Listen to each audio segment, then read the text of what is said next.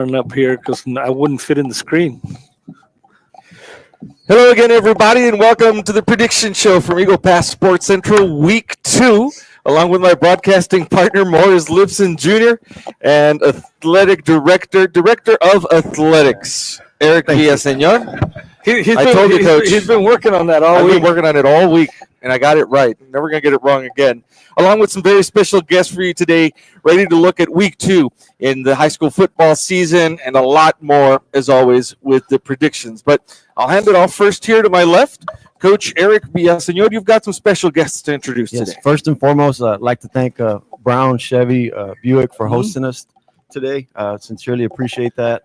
Always great to come over and just promote the positive things going on in our athletic programs. To my right, I'd like to introduce our cross-country coaches for Eagle Pass High School. First and foremost, with 3 years of experience, he's our boys' head cross-country coach at Eagle Pass High School, Coach Carlos Elizondo, and also heading our girls program at Eagle Pass High School with 30 years of experience in the profession, Coach Denise Galarza. So certainly a positive environment that they're creating there at EPHS. They have a lot of kids participating, and I'll let them touch on that. I'll pass that over to them. And we'll talk to the coaches here in a minute. But first, I would be remiss if I didn't call our friend and our host over, Ortiz, and I want you to come look at something here on my screen because I cheated this year. And you see this sticker down here that everybody's looking. What does that say? Well, I'm glad it doesn't say what I thought you said last year. Just to remind myself and the people at home, Brown Chevrolet Buick GMC of Eagle Pass. Come on down, talk to our friend Ortiz. Thank you as always for hosting us and for all the support year round. Well, I started to put that little sign up there, but I said, now he's gone a little tech on me. But I'm proud of you. Coaches, staff, everybody that's here, welcome. Once again, it seems like it was just yesterday that we were doing this. And, of course, football season's coming and everything. And then Walmart's already got their Christmas stuff out. So, anyway, but I want to thank y'all for coming. I want y'all to come to Brown Chevrolet for anything you ever need. And, of course, we always enjoy giving back to the community. I know Morris has my phone call on direct dial, and so does his wife. And but you know what? We don't mind it. That's what we're here for. We enjoy giving back to the community, and more than anything else, we appreciate you instilling in these kids discipline, responsibility, because, nowadays everybody's all worried about, where kids are going and what they're going to do. But I've always said coaches and administrators always have a big, big part in what the rest of their life holds in front of them. And thank you for that. Morris, I'll let you speak as I do want support this summer. Yes, I do want to bring that up, and we want to thank Adan for his support this summer for our Babe Ruth, both the teams going to the regional and then the 4 teams that went to the regional and 2 teams that advanced to the World Series. We want to thank him for giving us, really helping us a lot with the transportation, that our kids were able to travel in style, especially the ones that went to Hot Springs, Arkansas. That was a long trip. It would have been kind of difficult without vans, and we want to thank you for your support always. And again, we remind you to come down here to Brown Chevrolet. Every time that I come in here, the only thing I ask is for Sal Bataglia not to get anywhere near my wife. Try to sell her a new car. So, but Mr. Ortiz, thank you so very much. You're welcome. Thank you. Thank you to Alan Ortiz. Come on down, won't you, to Brown Chevrolet Buick GMC of Eagle Pass and pay them a visit. Now we can turn here to my right and talk to Carlos Elizondo, head boys cross-country coach at Eagle Pass High School. Welcome to the show. This is your 3rd year as head coach for the boys cross-country team there at high school. This is one of those sports that, much like football, much like the band students, the work starts way before the first day of class, doesn't it? Talk to us about your summer program. Our voluntary summer program, but heavily recommended, begins the first day school season ends, or the school year ends. So we show up the very next Monday at the complex, expecting anywhere from 30 to 60 runners. who are going to commit their entire summer from literal day one to just try to perform come November. That's the big goal. You know, every single week, every single month, we try to become better runners and enjoy the process as we do so. Because if you try to show up and run in August, September, then you're 2.5 months, 3 months behind. So You're already behind. oh yeah. We talked to the football coaches a lot about the kind of work that they put in the off season, the kind of conditioning. Seems to me that cross country, long distance running is a very specific kind of work for these kids to do. Talk to us a little bit about that. Oh yeah. So we count backwards from the state meet, and we go 24 weeks in reverse, and then that's our day one. And then from there, we have about 4 training cycles. In those 4 training cycles, we're training something specific in each one. It starts off more so just, building an aerobic engine as much as possible, right? We get a little inline 4 here, and the idea is that we're going to develop them into a V8 by the end of the year. And it takes a lot of work, but the kids adapt, and as long as they get their 8 to 10 hours of sleep, then they'll be fine. Yeah, because we do ask a lot of them, but it's all in accordance with their goals, right? They have lofty goals, and we do our best to give them the training that's going to get their expectation of their goal. But it takes a lot of work, and our kids are the ones who do all of it. So we really appreciate them. We really appreciate their efforts, and it's beautiful to watch. And being a part of it for as long as I've been a part of it, it's really special to me.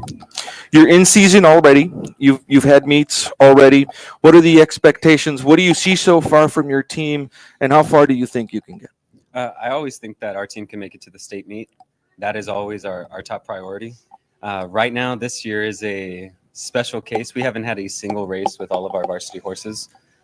Every single race, something has come up, either a little injury here, a little injury there, a sickness here, a sickness there. And we're really excited for our boys to finally have a race that is all of our true varsity team. But so far, we still haven't had that.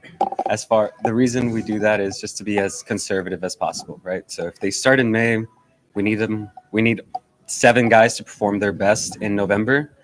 You don't rush them through that. You say, okay, I believe you. You're injured. I'm taking you for your word. I know that you want to run. So you can't. I am not allowing it because I need you to perform not this weekend. I need you to perform in the end of October, the start of November. So it's the balance of keeping them healthy and keeping them training at the same time. It seems to me too that you've got to take multiple approaches because you've got individual runners, but you also have a team, Oh yeah. right? And so, coaches will tell you, at band directors too, will tell you you've got to know when to put your foot on the pedal, when to throttle back a little bit, because the unit has to perform. Talk to us a little bit about the challenge of doing that in cross country. Yeah, I mean, the biggest problem or the biggest deal with that, it's 5 runners make a team, right? The 5th runner closes off our count. And if we have 2 guys performing at 100% and then everyone else is performing at 75%, then we ruined ourselves. So it's better to have 7 guys performing at 90% by taking a conservative approach, and that gives us our best chance to accomplish our goals. Well, Coach, 3 years in and you're still here, so Yeah. Congratulations on that, and best of luck to your boys for the rest of the season. Coach Denise Galarza, a little bit over 3 years as a coach. Close Right? to 3 decades. close to 3 decades. Same question for you. I know your program, just like the rest, start very early. What are you looking for in the over 30 girls that come to you at the beginning of the summer and building a team? First of all, we look for dedication. We look for commitment, true investment in the program. And we usually start with the team culture. We're trying to establish a different team culture that's going to cultivate more demand on commitment and being able to recognize certain things, like going back to what Coach Elizondo said, whenever there's an injury, to be able to recognize I need to step off. If not, I'm going to cause further injury. Or recognizing training age. Carlos may only have 3 years of coaching experience, but he's been running a lot longer. So his training age would be different from my training age. So those are the little things that we look at when we're trying to cultivate our team and make it better. And same question for you in terms of the team dynamic, right? Looking at your individual runners, what do you look for in terms of this is the team I'm going to put forth at a meet, and this is what I want to accomplish. Each one of them running individually, but you know that you've got to get your team points as well. Correct. So we keep times on a weekly basis every time they have their workouts, their speed workouts. And come race day, we make sure that we record their times and compare them to last week's. And we also look at the distances of the courses. There's a lot to go with, just kind of like the game of golf. You know, you never swing the same way twice. You know, the ball never lies the same way. So it's the same thing with the race. We just don't know if it's a 3.07, if the tangents are going to be a factor in our total time. So those are all the little things that we deal with. I think I always swing the same way twice because my slice always heads off in that direction. It's It never happens. straight. I'll tell you that much, Coach. The coach-athlete relationship is a special one. And I know that the men here have often talked about they're more than coaches. They're mentors, they're confidants. A lot of time you're dealing with teenagers, you know, kids that are going through a lot. Talk to us a little bit about your role in having these girls not only excel athletically, but obviously academically, and then in life. So as a coach over the years, the one thing that's always stuck to me is learn to listen and listen to learn. And when you can do that, it's easier for a coach to adjust their program, to adjust their practices, or adjust in special situations, because every athlete might come up with some kind of special circumstance where we need to adjust things accordingly to where everyone succeeds. Same question for you also. You're a couple of meets in now. What's your team looking like, and what are your expectations moving forward? I'm very pleased with the product that we're getting out. We've been following a different program with Dr. Messer, and it's been producing really good product. Our girls have been PRing every week. They've been doing well. They've stayed healthy, and I feel like every week they're eager to challenge themselves. So I guess I could say that this year has been a major improvement compared to the last few Let years. me ask her a quick question here. My wife and I have two boys and one daughter, and of course the daughter is extra special. And I think, tell us a little bit about, you know, how much girls athletics has changed over the years, because nowadays you're seeing, you know, the ladies really coming up to par with the boys.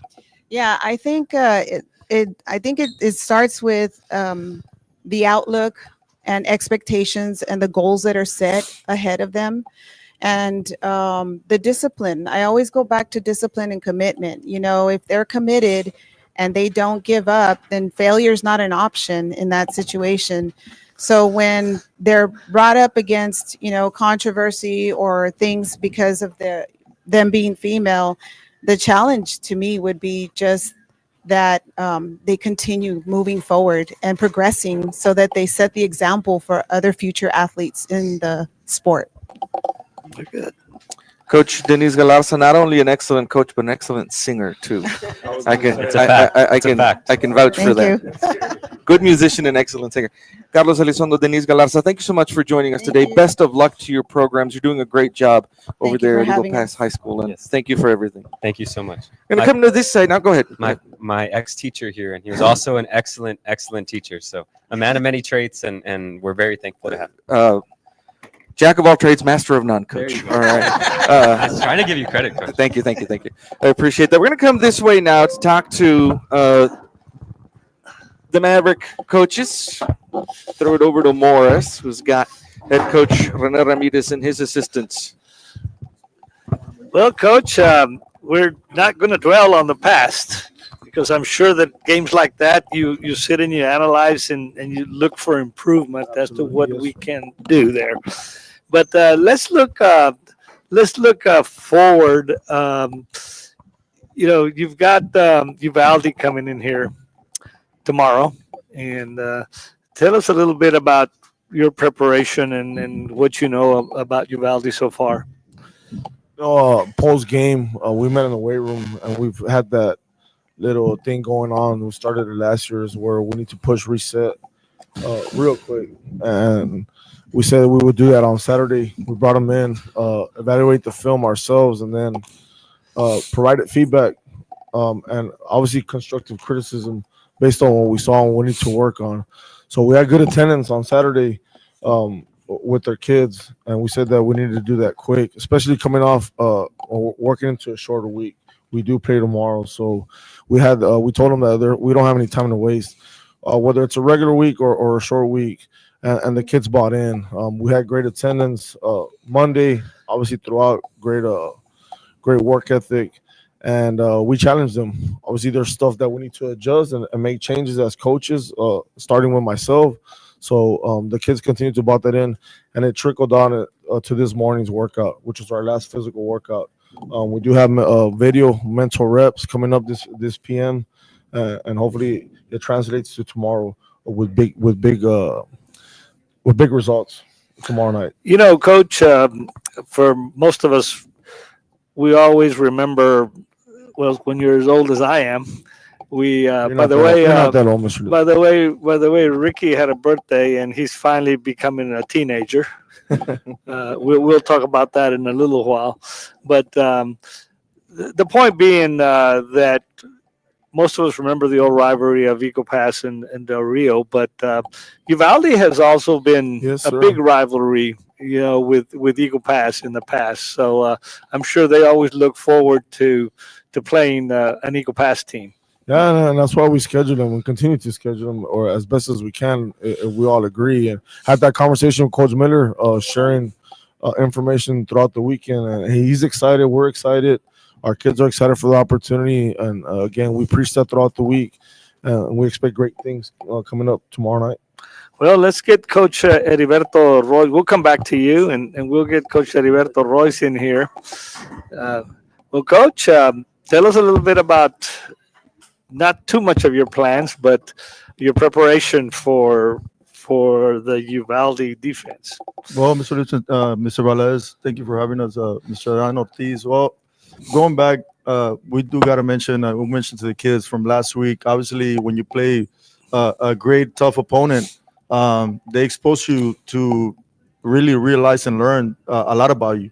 And we knew coming in that it was going to be a tough challenge. Obviously, we fixed some things that hopefully come down to executing a lot better. We know for a fact that third down efficiency was that we need to improve. We only had 2 penalties for 20 yards, but one of them was a difficult time called penalty, not in favor, obviously, of our momentum to create much confidence throughout the game. So, but we surpassed that. Like Coach Ramirez mentioned, we feel that we had great attendance. Obviously, they're very receptive to what we talked about, the cleaning and fixing some of the things that we need to do to accomplish better results. Uvalde is a tough opponent. They have a great size. They have a big size as far as up front. We feel that we match very well as far as speed. There are 3-4 front. The middle linebackers, they have very much experience, older guys. Like we mentioned, they have good size up front. Outside backers, they disguise. They're gonna blitz here and there in different downs to give you try to get you confused.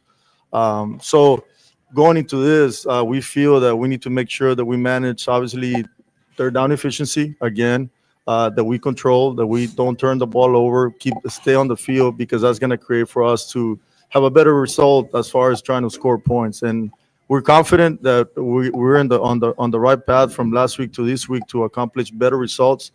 We have Coach Soto being the co-coordinator in offensively, coaches the running backs. We have Domingo Lopez and Tony Martinez that assists on that help with the O-line coaches. And we also have Rolando Salinas with the receivers and Federico Paniagua that handles the tight ends and fullbacks. So they're experienced men that we're trying to get the things that we need to do to put our kids obviously in the best situation we can to accomplish what the ultimate goal is, which is get a win on Thursday night, tomorrow Well, night. Coach, we want to thank you. That's the offensive sir. side. We're going to bring in him again, Coach Hoffman. Coach Hoffman. Well, I was waiting for Coach Salas to finish with 2 mega burgers over there. Coach Hoffman, he put you on the hot seat here. Yeah, I know. I don't like to speak a whole lot, but thank you once again for having us here. Before we get started, I want to say thank you to one of our position coaches, Coach Randy Garza. It's his birthday today. I believe he's 34, correct? He's 34. Wow, he's getting on up there. I remember Randy Garza when he was running. So I want to say thank you. I want to start out by commending the Eagles coaches and their players, man. Y'all brought it to us, and sometimes we need a rude awakening to understand where we stand. And like we told our kids, at the end of the day, as us coaches, it's our job to put them in a situation where they're successful.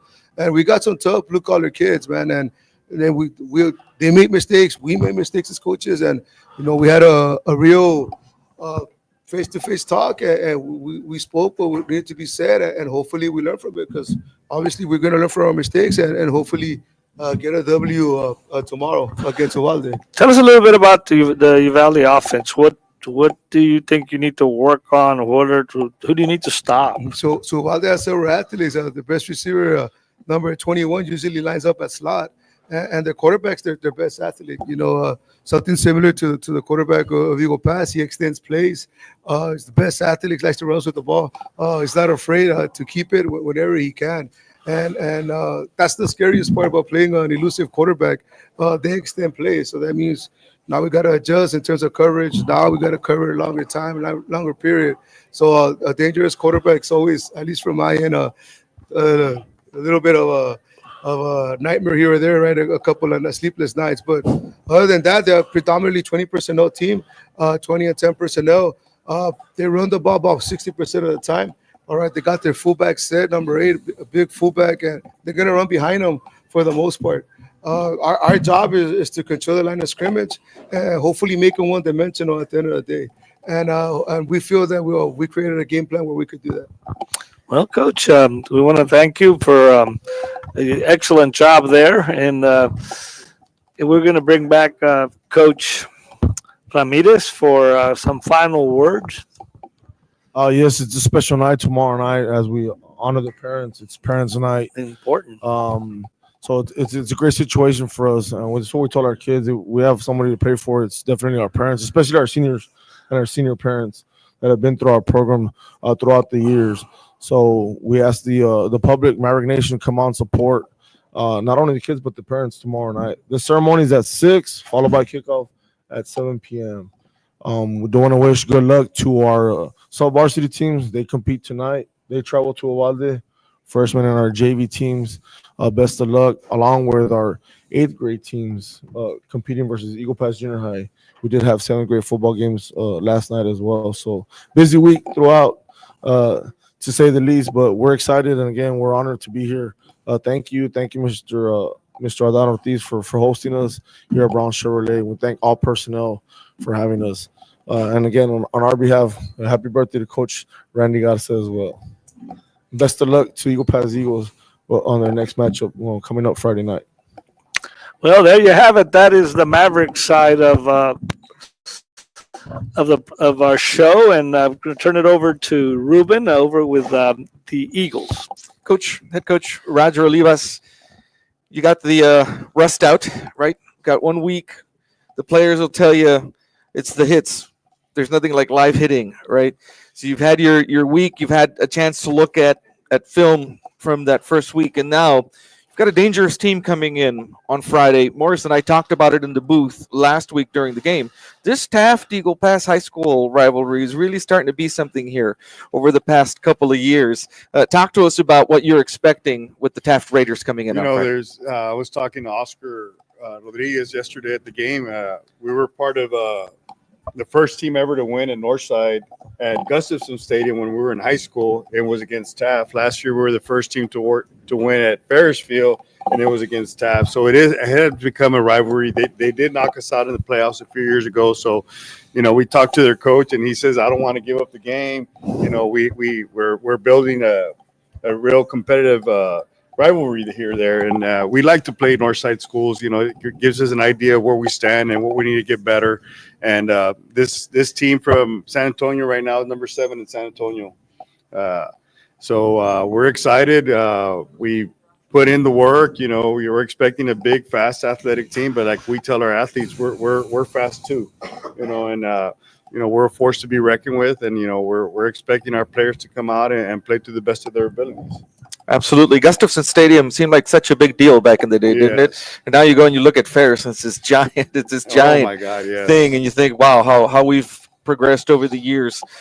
You talked about needing that challenge for your guys, bringing in those tough teams, because they can not only them, but you all can learn from that, getting ready for the district season. And this goes back to when Oki coach and Coach Graff coach and Tom, we always felt that we needed to play some really fast teams early in the year so we could figure out where we're at and what we need to adjust to, kind of like CC Wynn, they play us and they see the speed of the game, and it's a little bit different because they play mainly more running games than we do, and we see a little bit of everything in our district. We go from Medina Valley, where they're triple option, to spread, where United, and it's a little bit of combination. So we play win because they always run the ball really well, and it helps us get better at what we need to do, because we do see some early in the year some really tough running teams, and this year they threw the well. Their quarterback's really good, got outside the pocket against us, so it gave us things where we need to work on, because we're going to face another quarterback who likes to extend plays. So these games that we play them for a purpose, for us, so we get better at the things that we need to do. And we got exposed a couple early in the first quarter, and we worked on those things. We adjusted after that first possession. But, that's why we play these games, to get better. We play Marshall early on, and we play Martin because they're a top running team, like Wynn usually is, and they are. And, it just, the preseason to us is getting ready for our district. A lot of times the games are won or lost even before kickoff in here. Oh, yeah. Right. What do you talk to your players about with a big, speedy San Antonio team coming in and not letting that get in their heads? Well, one of the things we tell them is we defend our house. Nobody can come in your house and take anything. That goes into life and anything. You can't have anybody come in your house and tell you how to run things. We defend our house. We take a lot of pride in it. I think there was like a 2 or 3 year span where we never lost at home. And that's what we tell them. We need to get back to that. You want to be a playoff team, you got to win at home. It doesn't matter. We were in this situation 3 years ago. We went up to San Marcos. We were a three touchdown underdog, and we went over there, surprised them, and won. They came back this way. They said they're not going to take Eagle Pass lightly. They came and they lost again, and we feel the same way. We surprised Taft last year, and I think they're going to come here with a little bit of vengeance, but we're not going to back down. What do you do when you get back in a corner? You fight, right? I think both of these teams have this calendar date circled on their calendar. We talked about that rivalry. Let's pass the microphone over to offensive coordinator Kristen Garcia. Coach, you pick up and you learn what you can watching tape after that first week, but just as important is the tape from the defense that's coming in to see you. What's Taft bringing in? So very athletic, very senior heavy, size up front, and they like to hit. They like to, you see them knock people back. Even when they're pass rushing, they're hitting people. So we tell our boys, we got to be ready for a fight. I think it's going to take down every play matters. Every person's job matters. So we like to say we have 11-man plays. Everybody has a job to do. So I think the boys are up for the challenge. We've been hard on them, but we've had some Monday and Tuesday were really great practices. Right now we're going to go at 4:30. So we just got to wrap it up and see how we're doing. Scheme-wise, what are your quarterbacks, your line, what are they looking at across the way? So they're going to be a 3-4 front, very similar to Martin. They bring a lot of heat. We're kind of expecting a cover 3 or a cover 1 in the back. But our boys, we're trying to minimize the install. We're gonna do what we do. What are we good at, and that's what we're gonna hang our hat on. Talk to us a little bit about that. What is it that you saw after week one that allows you to say, this is what we're good at, this is what we're going to throw at Taft? So it's really, since even in the scrimmages, you're trying to find your identity, right? That's what you're trying to do in these games. And I think we've shown that we can run the football and we can hurt you horizontally and vertically. So that's what we try to do. Like, you can't just do one thing to stop us. So we have answers. That's what we want defensive coordinators think. Well, if we take this away, they're going to do this. So that's what we want our identity to be. We have answers to what you're going to do. One of the things that we talked about previously is the seniors that graduated, the veterans that you kind of lost. How are you feeling now about the boys that replaced them on the field? I feel very, very confident. The thing with this group, and Coach Olivas mentions it to them all the time, I think they're very close. Like, they all hang out together. Even with the younger ones, they're all very like close knit group. So I think that helps us when times get tough. That helps us even when times are good. Just them being together, they can talk to each other, they can get on each other, and they know that it comes from a place of like love. So I think that's the biggest change right now. I think this group is very tight. Very good, and of course that helps. That shows when it comes to performing on the field. Yes, sir. And we just got to keep it going. That's what I keep telling them. It's a long season. They're not handing out playoffs right now. They're not handing out trophies right now. We got to continue to work and get better. It's not a sprint, as they say, and as Yes, the sir. coaches here from Cross Country can attest. Thank you so much, Coach, Yes, sir. for talking to us. Let's bring in who's got the cake. We're supposed to have some cake coming out now. He owes me a cake. Oh, He owes me a cake. Coach, happy birthday. Thank you, sir. Your birthday yesterday? Yesterday. Well, I turned, happy birthday to you. I turned And, 56. and very good, very good. Yes. And you talk to us a little bit about what you saw from the defensive effort last week and how that's helping you prepare against Taft. Last week, the first series, they hit us in the mouth. CC went hit us in the mouth. We woke up after that series, but their one penalty pushed them back, and then we reacted after that. After that series, we adjusted and we played football. So we do have some things to work on, and we added some packages for this week. So we'll be ready. We're ready for the challenge against Taft. Scheme-wise, what does that Taft offense bring that you have to defend against? First of all, I want to say that whatever Coach Gonzalez said last year, that when we line up and do our job, we can beat anybody, even the Cowboys. But I don't think we can beat the Cowboys because I'm a Cowboys fan. But we can beat Texas A&M and Missouri for sure. For sure, we can beat Missouri and Texas A&M. No, but one thing I can tell you is we're going to line up. We're going to play football. It's going to be – they're huge kids. Their line is all 6'3", 6'2". They're fast, skilled kids, and we're ready for them. We're ready for the challenge, like I said, but we got to play football. We got alignment, assignment to do our job, and then we can – play with anybody. We're ready. What are some of the bright spots that you've seen from the scrimmages into week one that you're looking forward to on Friday? Our secondary's got to play better. The bright spot is we got senior secondary. We got a junior, Tristan Villaseñor, that plays real well. But our secondary's got to play better because this kid, he can run with it. He can throw with it. He does everything. Their quarterback. We got to stop him. But he is a good passer, and our secondary's got to play better. Coach, thank you so much. Yeah, well, messing with Missouri and A&M, Coach Coca was confiding to me, I'm glad you're getting older because he had to hide your pacifier from you. Coach, thank you so much for your time. We appreciate it. Trouble, and he calls his older brother. Ring head coach Roger Olivas back on screen. Coach, 7 o'clock kickoff time. Also parents' night for you on Friday. 5:50. 5:50, the ceremony will Yes, start for the absolutely. parents and game time at 7 o'clock. Any final thoughts from you?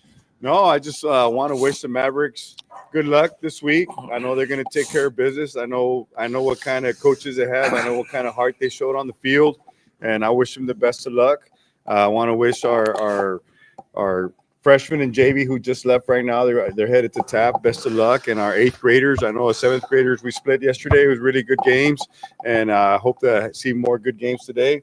And just want to tell our fans to be there early. You know, we will be on the shaded side this time, and you know, expect a good game. You know, TAP comes in here and they want revenge for next year. But I think our like Coach Garcia said, we have a close-knit players. You know, they're real close, and I think my wife says I never smile on the game, that I never look happy, but I'm always coaching. But what I take pride in is this year was that our players are coaching our players. And it makes a big difference how close they are, and they come off the field and they're telling each other what they did right, what they did wrong, and I think it carries a lot of weight to, you know, hopefully success down the field. Well, let's down the hope. road, yeah. Let's hope that serious expression is the only thing you have in common with Bill Belichick this year. I think you guys can beat the Tar Heels for sure. This year. Thank you so much, Coach. 7 o'clock kickoff time on Friday, and we will be there to bring you that action live. Morris, it's time for some predictions as we Move on over here. Let's see if Eric Villaseñor we back can in. let's see if we can get Slim in over here. And we got Coach Rene. By the way, Coach Rene was the only one that picked LSU and Ohio State. He should have picked Miami like did after Coach Garcia told me to pick them. And but he's leading the pack right here at 8-2, along with myself. And at 7-3 is Coach Eric and Coach Roger. That's good enough, Morris. Thank you. And we don't need to move on from there. I think he does that on purpose. He goes like 5-5 because then he makes that great comeback as we move on, because he doesn't want to pay the pancakes at the I do not. at the, especially when I ordered to take home to Dora and the whole family. But anyway, we're gonna get going here. There was some surprises last week, and it sort of made predicting a little bit difficult. But let's start here. Coach Villaseñor, this was your game, and Pearsall and Crystal City, and that just brings us back. Just speak with Coach Graff, or via phone or text at least once a week, and I said, send me your pick, and lo and behold, it's Pearsall and Crystal City. So I'm gonna go Pearsall. You're gonna go Pearsall? What did he tell you? Did he tell you to go Pearsall? He said not to take the Aggies. He did say that. Yeah, I know that. Wow. I'm gonna take. I'll take beats up here. I'm gonna take Pearsall and Roger. I'm going to take Crystal City. I saw them play 7-on-7. They're pretty competitive. Wow, Ruben. Well, I'll take Crystal City too, then, Coach. Coach Ramirez. Pearsall. Okay.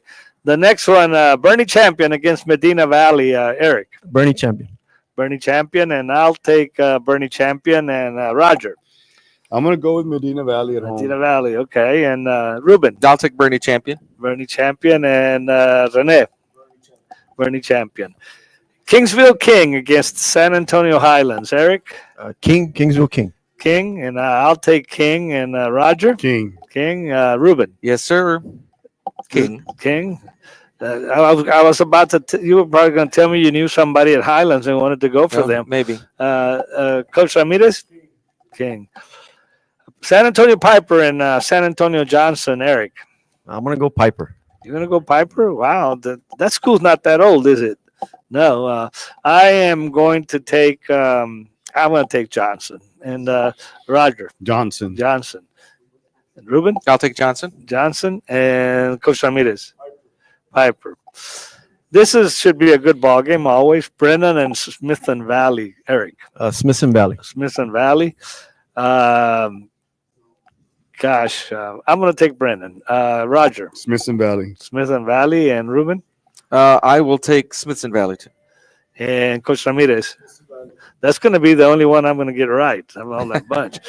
Get into the college ranks now. Michigan and Oklahoma. Eric. I'm going to go Oklahoma on that one. They're playing football in Oklahoma again? Oh, okay. I'll take Michigan. Coach Roger. Michigan. And Ruben. Michigan too. Michigan and Coach Ramirez. Oklahoma. I put this one in here for Ruben, especially since they're picking on him. I didn't even bother to put A&M in. They had a hard time with UTSA last week. Kansas and Missouri, Eric. I'm gonna go Kansas. Kansas. I will go Kansas. And Roger. Missouri. Missouri. Oh, There you go, Coach. The Civil War is back. This It goes is. back to the days of the Big Eight, Kansas and Missouri. We had to suspend it when Missouri went over to the SEC, but now this age-old rivalry is back, and MIZ, go Tigers. We're going to win on. okay. On You're Saturday. taking Missouri. And Rene? Missouri. Well, getting into the pros now. Lions and Packers, after the Cowboys sent over the Packers some help. Lions. Lions. And I'll take Lions. And Roger? I'll take the Packers. The Packers. And Ruben? I'll take the Lions there. The Lions. And Rene? Packers.